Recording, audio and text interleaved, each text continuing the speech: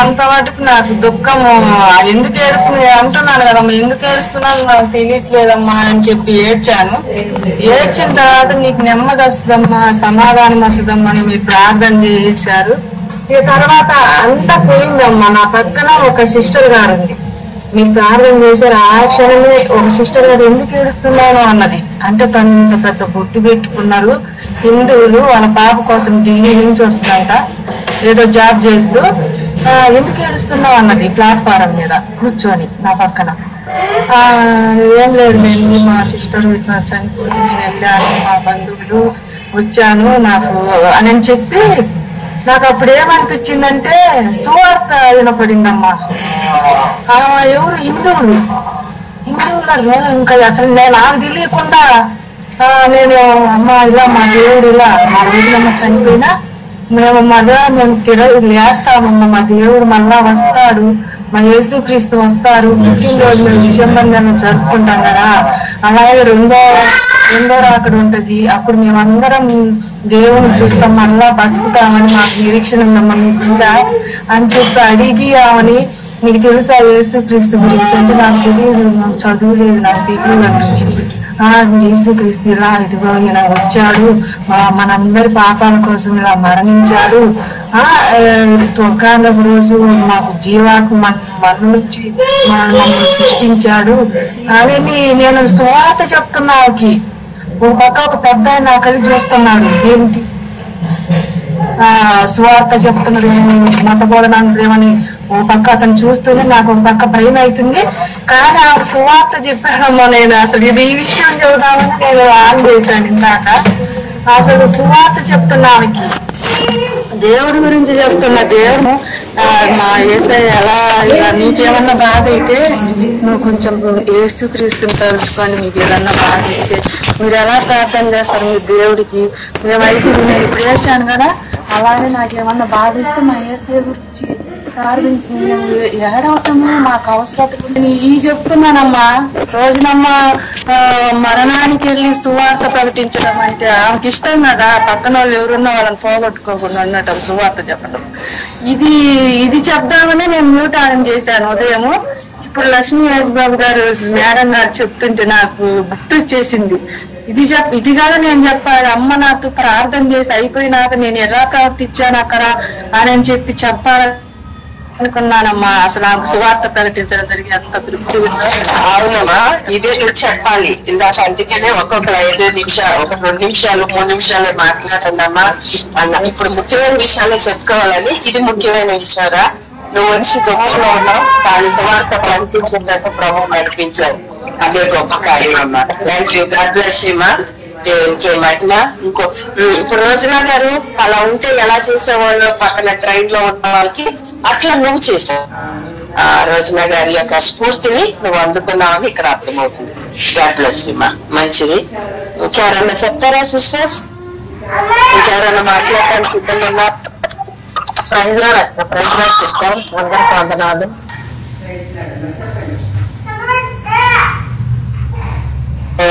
ఏంటంటే ఇలా జరిగితే అసలు అనుకోలేదు. ప్రతిరోజు ప్రార్థన చేస్తా ఉన్నాం.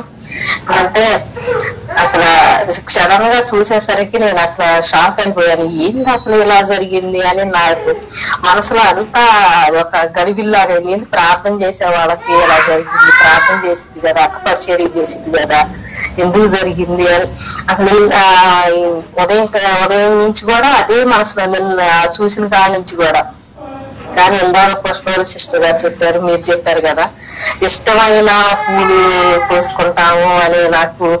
అప్పుడు నాకు కొంచెం రిలీఫ్ గా అనిపించింది అక్క మనసు. ఏంటంటే మా కుండీలో బాగా బంతి చెట్లు వేసాను, బాగా పెద్ద పెద్దవి పూసినాయి. పూస్తే నిన్న పాప వచ్చి అడిగింది ఒక పువ్వు ఇవ్వమని. అంటే నేను అన్ని పూలు ఉన్నా కానీ చూసి బాగా పెద్దగా ఉండాలి, మంచిది కోసి ఇచ్చాను. నాకు అది గుర్తొచ్చింది ఇందాక సిస్టర్ గారు చెప్పినప్పుడు, మీరు చెప్పినప్పుడు. నాకు అప్పుడు కొంచెం బాగా అవును కదా, దేవుడికి ఇష్టమైన వాళ్ళని తీసుకెళ్తారు కావాలి. కానీ నేను చూసిన కాడ నుంచి కూడా ఏమనుకున్నానంటే, అక్క అసలు ఎంత ప్రార్థన చేసాము, ఇలా ఎందుకు చనిపోయింది, దేవుడు ప్రార్థన చేసినా తీసుకెళ్తారు కావాలా, లేకపోతే చేయకపోయినా అందరికి అలా జరుగుతూ ఉంటది కదా. ప్రార్థన చేసి ఏం ఉపయోగం అసలు? అదే మనసులో నేను పైకి అంటలేదు కానీ నా మనసులో అదే అనిపిస్తా ఉంది. ఏంటంటే అక్క నాకు బాగా పరిచయం ఏంటంటే రక్షణ ప్రార్థనలో 8 గంటలకి పాట పాడేటప్పుడు తీసుకో రాజకుమారి అని అంటా ఉంటది. ప్రార్థన చేయి రాజకుమారి తీసుకోండి అని అంటారు. తెలుగులో పెట్టాను, ఇంగ్లీష్ లో పెట్టాను అని ఎంతగా చెప్పింది. అది చూసిన తర్వాత అసలు తట్టుకోలేకపోయాను అక్క. అసలు మనసంతా అదొక చర్చిలోకి వెళ్ళినా గానీ నేను నిన్న చర్చిలోకి వెళ్ళినాక అక్కయ్య బాగా గుర్తు అయిందంటే అనిపించింది. ఎదుటి వాళ్ళకి ఎంత ప్రేమ చూపియాలి అసలు, ముఖ్యంగా ప్రేమ అన్నమాట. ఎంత చూపించిద్దంటే మా బాబు గురించి పాప గురించి ఒకే చెప్పాను కానీ అఖిలు అమూల్య అని ఎంత బాగా ప్రార్థన చేసిందంటే నేను కూడా ఎదుటి వాళ్ళ గురించి అంత ప్రార్థన చేయాలి. అక్క అంత జాతర తెలియదు నాకు ఇంతవరకు, పరిచయం లేదు. కానీ కుటుంబాల గురించి ఎంత చక్కగా ప్రార్థన చేసింది. ఎవరు తీసుకోపోయినా కానీ తీసుకొని ప్రార్థన చేస్తా ఉంటది. అని ప్రేమ అనేది నేను అక్క గురించి తెలుసుకున్నాను. అక్క ప్రేమ ఎదుటి వాళ్ళ కుటుంబాల గురించి ప్రేమ చూపియాలి అని. అంటే కమలా గారి గురించి అప్పుడు మేము కలవలేదు. కమలా గారు చనిపోయిన తర్వాత ఎలాగే చెప్తా ఉంటే అప్పుడు కలిసాం మేము. అలాంటి ప్రేమ మళ్ళీ నేను రోజున సిస్టర్ లో చూశాను. కానీ ఇలా జరిగిద్దని అసలు మీరు ఏంటంటే మన ఆత్మీయ కళకి ఈసారి కలిసిద్ది అనే నిరీక్షణ కలిగే నేను నాకు తగ్గిపోయింది. దేవుడు అక్క ప్రార్థన అంటారు కదా, అక్క బాగా ప్రార్థన చేసిద్ది కదా, ఎన్నో పరిచర్య చేసిద్ది. సండే స్కూల్ బాగా మార్చి ఏప్రిల్ నెలలో కూడా అంత ఎండలు ఉండగాని వెళ్ళి సండే స్కూల్ పిల్లలకి అన్ని క్లాసులు నడుపుతానమ్మా, బుక్స్ పంచిస్తానమ్మా అంటే నేను ఒక రోజు మా ప్రేమ అనుకున్నావు. అసలు ఎలా వెళ్ళిద్ది రోజున గారు అలా ఉంది, అంత బలహీనంగా కనపడింది. కానీ అట్లా పరిచర్య చేస్తున్నారంటే మామూలు విషయం కాదు కదా రాజకుమారి అని అక్క గురించి మేము చాలా చెప్పుకునేవాళ్ళం అనమాట ప్రతిది కూడా. కానీ క్షణంగా అలా జరిగింది సిస్టర్. కానీ అంత తర్వాత అనిపించింది దేవుడి చిత్తం ఎలా ఉంది, ఎవరిని ఆయన ఏర్పాటు చేసుకొని పిలుచుకుంటారో వాళ్ళని వెళ్ళిపోవాలి అనేది నాకు కొంచెం మనసు ఉదయకాలంలో వాక్యాన్ని బట్టి నేను తెలుసుకున్నాను సిస్టర్. కానీ నేను జరిగిన కాడి నుంచి కూడా అదే మనసులో ఎందుకు ఇలా జరిగింది, ఎందుకు ఇలా అది మనసులో ప్రతి క్షణం అదే ఆలోచిస్తా ఉన్నాను. కానీ అక్క చూపిన ప్రేమ అలా ఎదుటి వాళ్ళకి మనం చూపియాలి, ఎదుటి వాళ్ళ గురించి మనం ప్రార్థన చేయాలి అని తెలుసుకున్నాను సిస్టర్. Praise lord sister. చాలా బాధేసింది. ప్రైజ్ లార్డ్ అండి. మంచిదండి రాజకుమారి గారు. మీరు చెప్పిన మాటలు రోజున గారి యొక్క లక్షణాలు చాలా గొప్పగా కనిపిస్తున్నాయి. దేవుని కృప మీరు అలా ఉండాలి. ఇవి ఎలా చేస్తున్నారు పరిచర్య అని ఆలోచించారు చూడు, అది గొప్ప సంగతి. కమలా గారి గురించి విన్నాం కానీ ఇలాంటి పెద్ద కమలా గారి గురించి చెప్తున్నారు అని వింటుండగా మీకు రోజున గారి గురించి ఆలోచించే ఆ పరిస్థితి మీకు వచ్చింది. అసలు ఫస్ట్ ఇంత ప్రార్థన చేసేవారు, ఇంత ప్రార్థన చేసే వాళ్ళకి ఎందుకు అనారోగ్యం వచ్చింది అనే మాటను మీరు ఇప్పుడు అన్నారు చూశారు. దాని గురించే నేను రోజున గారికి అనారోగ్యం వచ్చిన కాడి నుంచి ఎలీషా ప్రవక్తని చాలా సార్లు గుర్తు చేస్తూ మీకు చెప్పాను. ఎలీషా ప్రవక్త ఎలా ఉంటారు ఎలా ఉంటారు ఎలా ఉంటారు అని మీరు చెప్తుండగా నేను అన్నాను, ఎలీషా ప్రవక్త అనారోగ్యం వచ్చి ఆయన ఉన్నా సరే సిరియా రాజు మీద ఎలా జయం పొందాలి ఇస్రాయేల్ ప్రజలకు ఇస్రాయేల్ రాజుకి చెప్పాడు అని చెప్పారు. అది మీరు గమనించారా లేదు మీరు అందరూ? ఇంకొకటి ఏం చెప్పండి, ఎలీషా చనిపోయిన ఆ సమాధిలోకి ఎవరో ఒక అబ్బాయి చనిపోతే విసిరివేస్తే ఆ సమాధి ఆ శవము వెంటనే ఆ శల్యాలకు తల్లి లేచి నిలబడింది, ప్రాణం వచ్చిందని కూడా మీకు ఎందుకు చెప్పానంటే దైవ జనుల్లో దేవుని యొక్క శక్తి వాళ్ళు చనిపోయినా పని చేస్తుందని చెప్పటానికి. అప్పటి రోజు నేను ఈ మాట చెప్పలేను. ఇప్పుడు ఎందుకు చెప్తున్నానంటే రోజున గారి గురించి మీరు సాక్ష్యాలు చెప్తూ ఉండగా మీకున్న అనుభవంలో నుంచి ఇప్పుడు నేను చెప్పగలుగుతున్నా. వాళ్ళు చనిపోయి మాట్లాడుతున్నారండి. అందుకే ప్రవీణ్ గారి గురించి కానీ ప్రకాష్ గారి గురించి కానీ వాళ్ళు చెప్పుకునే మాటలు కూడా అంతే. వాళ్ళు చనిపోయి మాట్లాడుతున్నారు. వాళ్ళు బ్రతికున్న తర్వాత చేసిన పరిచర్య కన్నా చనిపోయిన తర్వాత వాళ్ళు చేసిన పరిచర్య చాలా ఎక్కువగా ఉంటది. ఆ విధంగానే మన సిస్టర్స్ కూడా మన ముందు కనపడుతున్నారు. నిన్న మేము హైదరాబాద్ లో 29వ తారీఖున మేము వెళ్తాము అని నిర్ణయం తీసుకుని సిస్టర్స్ తో ముఖ్యంగా ప్రశాంతితో మానస గారితో చెప్పాను. 29వ తారీఖున అది దేవుడు ఏర్పాటు చేసిన రోజు కదండి. మేము వెళ్ళాలి హైదరాబాద్ 4 రోజులు ట్రిప్. మీరందరూ ప్రార్థన చేయాలంటే మీరందరూ ప్రార్థన చేస్తున్నారు. మీరు ప్రార్థన చేస్తుంటే నేను 29వ తారీఖున రోజుగా గారి దగ్గర ఫస్ట్ రోజుగా గారి దగ్గరికి వెళ్తానికి నేను సిద్ధపడ్డామంటే సిస్టర్స్ మీరందరూ లైన్ లో ఉండి ప్రార్థన చేశారు. మీ అందరి తరఫున నేను వెళ్తున్నాను అని చెప్పాను. మీ అందరికి గుర్తే ఉండుంటది. నిజంగా మీ అందరి తరఫున నేను వెళ్ళాను. నేనంత యోగ్యురాలు కాదు, నేను పనికిరాను దాన్ని. కానీ దేవుడు నన్ను ఆ సమయంలో అలా ఉపయోగించుకున్నారు. నేను వెళ్ళి సిస్టర్ గారితో మాట్లాడటానికి వెళ్ళాను, కానీ ఆత్మలో ఆమె నన్ను చూసిందని సిస్టర్స్ అందరూ చెప్పారు. కానీ ఆమె కళ్ళు తెచ్చి నా వైపు చూడలేదు, మాట్లాడలేదు. ఏమన్నారంటే బాబు సుదర్శన్ బాబు అన్నాడు, మమ్మీ మమ్మీ ఆంటీ వచ్చారు మమ్మీ, మమ్మీ మమ్మీ అంటాను. ఆంటీ వచ్చారు మమ్మీ అంతే. అంటే ఆమె అంగీకరించినట్లుగా 1 గంటలో మేము చాలాసేపు ఉన్నామండి, 2 hours ఉన్నాం అక్కడ. తర్వాత మేము ఎదుటికి రాగానే గంటలో ఆ వార్త మరి ప్రశాంతి ద్వారా విన్నాం.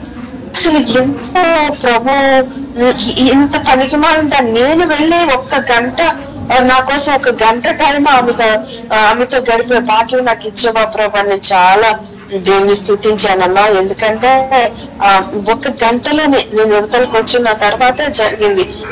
నేను జాన్సన్ గారు వెళ్ళాము.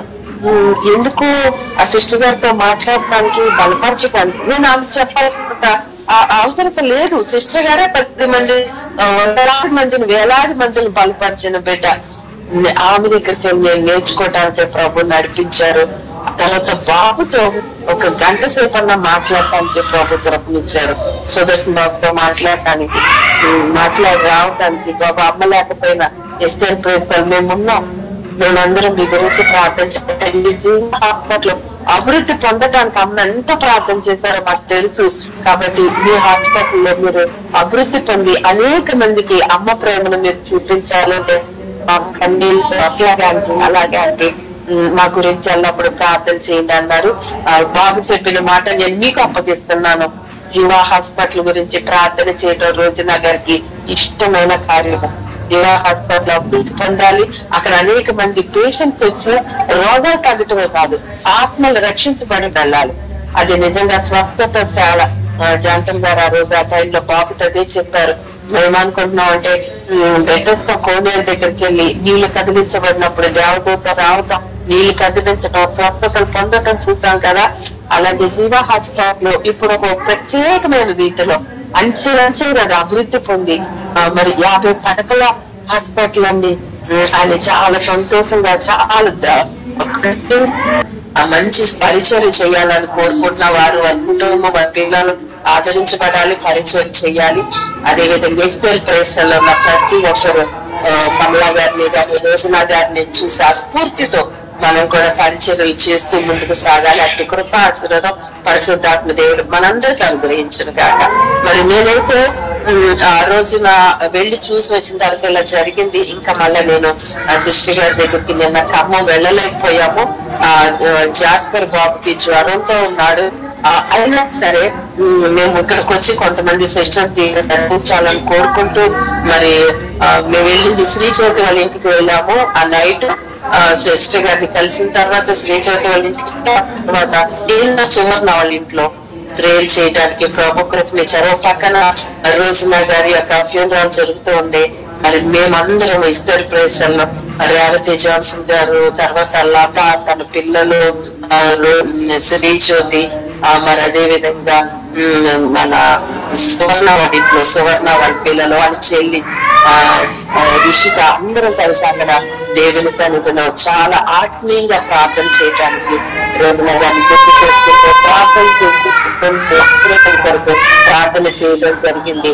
ఆ సమయంలోనే మరి ఒక పక్కన 24 గంటల ప్రేయర్ జరుగుతా ఉంది. అది ఆగలేదు. ఒక ప్రక్కన చూస్తేనేమో అది 7 గంటల నుంచి మనకి 2 గంటల వరకు జరిగే ఉపవాస ప్రార్థన జరుగుతుంది. ఇవన్నీ కార్యక్రమాలు జరుగుతుంది. ఎందుకంటే అవి దేవునికి సంబంధించినవి. దేవుని ప్రార్థన జరుగుతుంది, ఒక పక్కన రోజున గారి కార్యక్రమం జరుగుతుంది, ఒక పక్కన శిష్యులను విజిట్ చేసి వాళ్ళ కొరకు ప్రార్థన చేయడం జరిగింది. ఏది కూడా ఆయన ఆరాధించడం మానలేదు. మనం ఆయన చిత్తాన్ని నెరవేర్చడానికి మనందరం కలిసి పనిచేయడానికి ప్రభు కృపనిచ్చారు. మరి ఈ రోజున అద్భుతమైన విషయం ఏంటంటే కమలా గారు ఇంట్లో నుంచి కమలా గారి గురించి రోజనా గారి గురించి మాట్లాడుకోవాలి. అసలు ఇలా ఉంటాము, ఇక్కడ ఇలా ఉంటాము, రోజనా గారి గురించి వీళ్ళింట్లో నుంచి మాట్లాడతామని నేను అనుకోలే. అది ఇది ఒక అద్భుతమైన విషయం లాగా అనిపిస్తుంది నాకు. ఇది దేవుని కార్యం. మనం తక్కువ మందివే కానీ కొన్ని వేల మందిగా మనం మారిపోతున్నాం. ఎందుకంటే మనకు మనుషులు అక్కర్లేదు, మన హృదయాలను గెలుచుకుని వారిని దేవుని వైపు తిప్పడం, ఆత్మల రక్షణ కొరకు ఇక్కడ ఒక్కొక్క రోజునా గారి లాగా మనందరం తయారయ్యి, మనమే కాదు మన మన చిన్న పిల్లలు కూడా. ఒకసారి ప్రియాంక చిన్నకోటయ్య గారు అన్న చిన్న పాప రేమా మాట్లాడుతుంటే ప్రైజ్లా ఆంటీ అంది రోజునా గారు ఆంటీ అంటావేంటి, అమ్మమ్మను అమ్మమ్మ నేను అమ్మమ్మని అమ్మమ్మను ఎక్కడికండి బాబు, ఎక్కడికండి ఈ బంధుత్వం, క్రీస్తు రక్తంలో ఉన్న ఈ బంధుత్వాన్ని దేవుడు మనల్ని ఆశీర్వదించి, క్రీస్తు కూడా మనకు అన్నయ్య ఉన్నారు కదా, జ్యేష్ఠుడుగా మనకన్నా జ్యేష్ఠుడిగా ఉండి పరలోక రాజ్యానికి వెళ్ళి అక్కడ మన కొరకు నిరంతర యాజకుడిగా మరి మన కొరకు మొరపెడితే ఆయన పరిశుద్ధాత్మ సన్నిధితో మనల్ని నింపిన యేసు క్రీస్తు యొక్క మహిమ, ఆయన ప్రేమ, ఆయన కృప మనందరికీ తోడైంది కాపాడి సంరక్షించును గాక.